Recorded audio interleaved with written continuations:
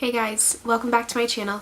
Today I'm going to be doing a monthly favorites. We are already reaching the end of September and it feels like this year has like gone so freaking fast.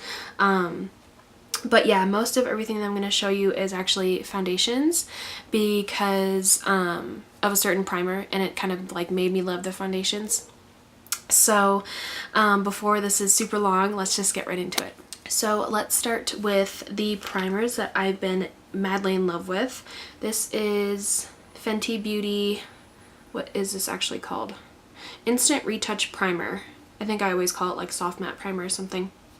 And when I was reviewing this, I actually said that it smelled like fruit. It doesn't, but I don't really know what it smells like. So if someone knows what it smells like, please comment down below, because I really want to pinpoint it. But I don't know what it is about this primer that just makes every foundation that I am not a big fan of be a big fan of. I put this on first and it takes like 2 pumps, because the pumps are kind of short, so I don't feel like I'm really using a whole lot of product.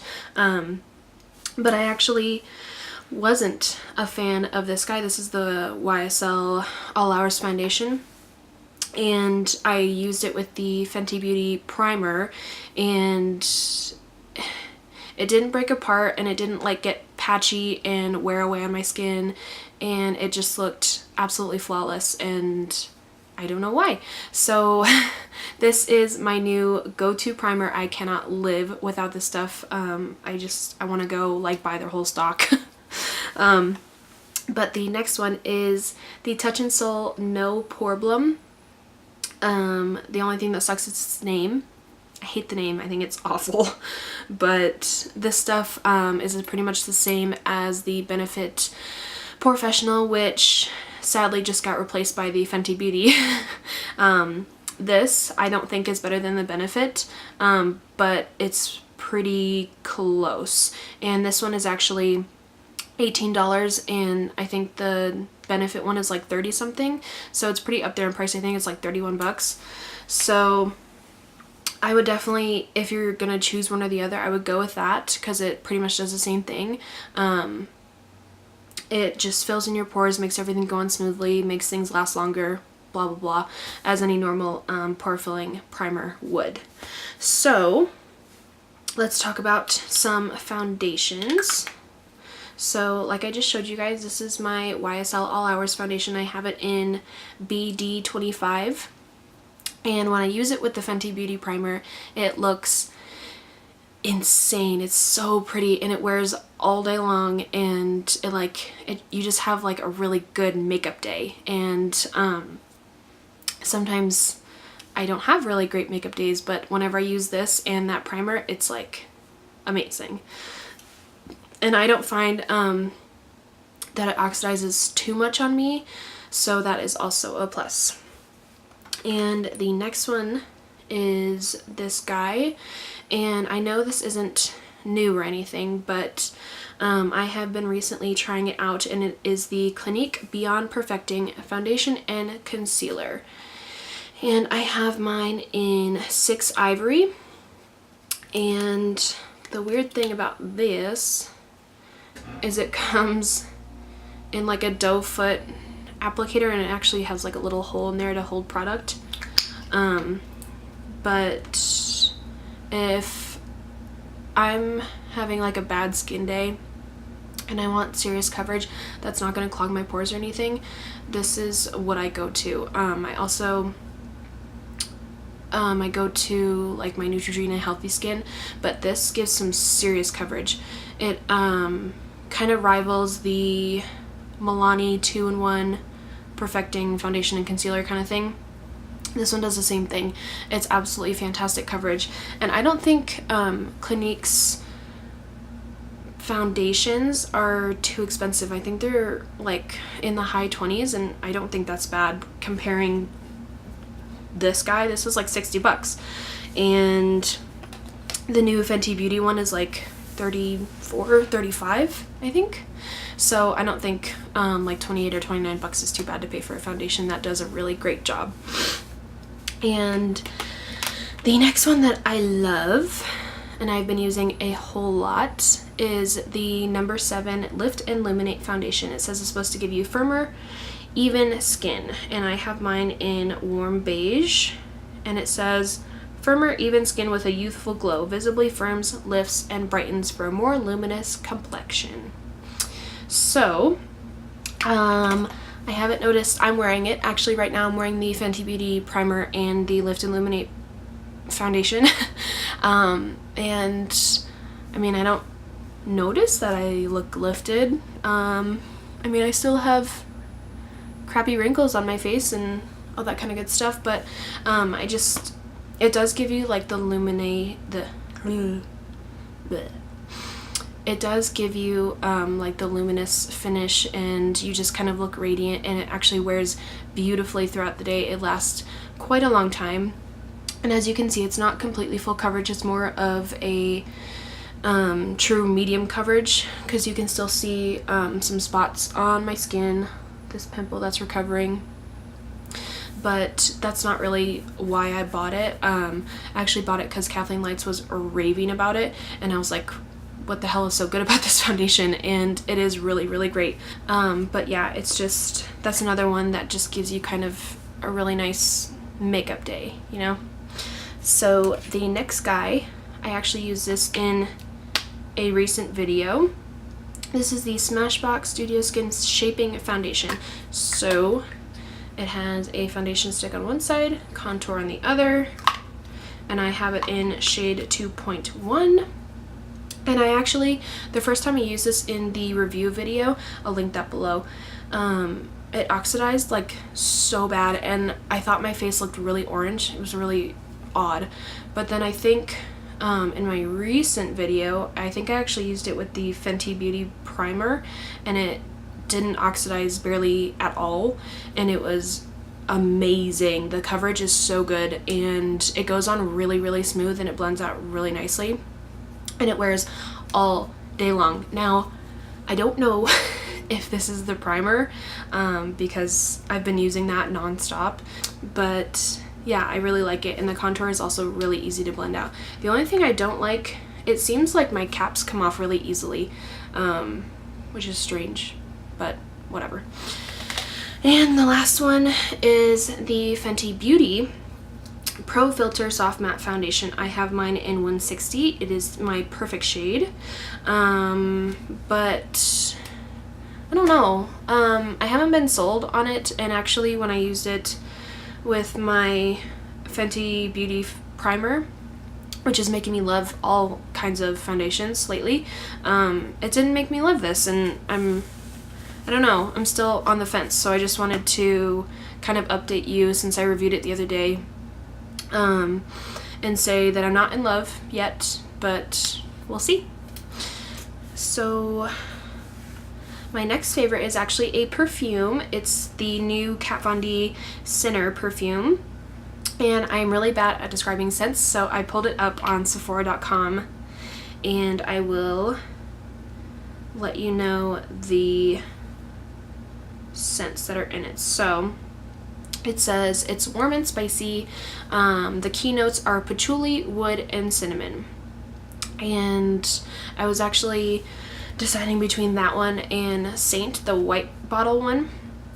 And I took my husband with me, and he's like, that one, and he said it smelled like really woody, and it's just kind of like warm and comforting. I don't know, that's just what I think. But I've been wearing it a lot, and I really, really love it. So my next favorite are a few eyeshadow palettes. So we have this guy. This is the Viseart Golden Hour eyeshadow palette. It looks like that. So it has a nice mirror in the top, and then it actually, I think they kind of adopted Natasha Denona's thing with the attached name for the shadows, which is kind of cool. Like it's kind of annoying, and I kind of like it, but it actually stays out of the way pretty good, so you can just like stick it over here and it'll stay. But these shades are so gorgeous, and they're not all mattes. So we have So we have 4 mattes, and then the rest are shimmers. And I've used a lot of colors in this palette, and you can create pretty much like any look you want, because we have like cools down there, and then we have warms on the first 2 rows. So there is it with all the names, and sadly that thing does come off. The little plastic with all the names and stuff on it does come off, so, and it doesn't have any of the names on the back or anything, so you do want to keep that if you want to know the names or anything. But these blended out to perfection. I think they're absolutely amazing, and yeah, I'm just madly in love. And the next one is this guy. I did a look using this the other day, and so this has a mirror like always, and the shade names on the little plastic thing, and that is what it looks like. So there's a lot of cool shades, a lot of warm shades. This one is Amethyst, and these are the 2 shades that I'm like madly in love with. So the really purple one, the purple blue one is Amethyst, and then the purple magenta is Viola. Just swatch them both for you. I mean it's not much of a surprise, since we all know that she's famous for this gorgeousness. So and I will also link that video down below, where I review that. I think it was the one that went up on Monday, I want to say. So my second to last favorite is this guy. It's what I have on my eyes right now. I'll zoom you guys in so you can get a better look. So that's what it looks like. I used Desert Sand, Amber, Twilight, and Saffron. And I am absolutely in love. This is Twilight. It's like a duochrome, blue, purple, red. So pretty. And that's what's all over my lid. And zoom you guys back out. And I just love everything about it. I love the colors. I love how there's cool and warm, just like the last palette I showed you. And I also actually really love the packaging. I know I showed you guys that in my review video, but I just think it was really clever, and I like that they put a mirror in this one, because I know that there's not a mirror in the rose gold palette, so I really like that they did that. The rose gold palette is just like, it's just see-through, so that was a big plus for me.